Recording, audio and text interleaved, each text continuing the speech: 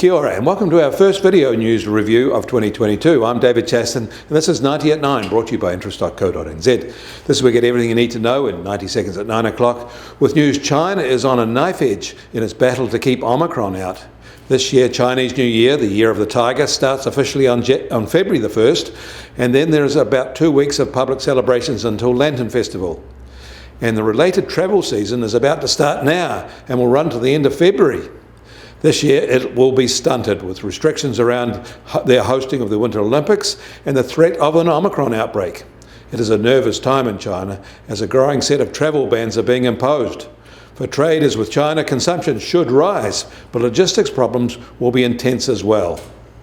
Average new home prices in China's 70 major cities fell in December from November as concerns about property defaults and tighter policies aimed at driving out speculators in their property market grow.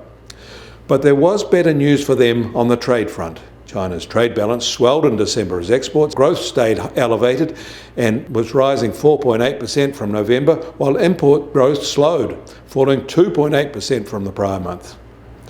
Both were up about 20% year on year. In the US, retail sales in December came in much weaker than expected after a flat November, and it was the largest month-on-month fall in 10 months, but on a year-on-year basis, it was up almost 17%. Compounding that, US industrial production unexpectedly slipped in December from the prior month, following a good rise in November. Completing the downbeat tone of weekend US data, the University of Michigan Sentiment Survey sank to a decade low as attitudes to current life are battered by the surging Omicron pandemic and rising fear of inflation's impact on them.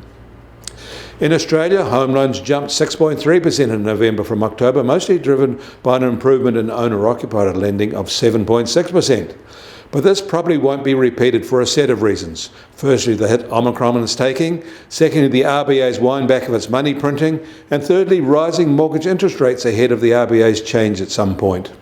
In fact, labour shortages from the Omicron stand-downs and scarcity of merchandise for sale are together likely to put plenty of pressure on Australian inflation levels, and the RBA may well have to consider interest rate rises much earlier than they'd previously signalled. Markets are starting to price that scenario in. And the US Treasury 10-year yield opens today at 1.79% and up 2 basis points and a one-year high. And the price of gold starts today at $1,818 an ounce, and little changed from yesterday. And oil prices start today firmer again, up 50 cents to just on $83.50 a barrel in the US, while international Brent price is now just over $86 a barrel. And the Kiwi dollar opened today at 68 US cents and dropping 3/4 cent from Friday's brief spike.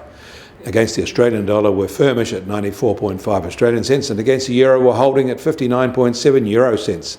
That means our trade weight index starts today at 72.3, and about the same as where we were this time last week.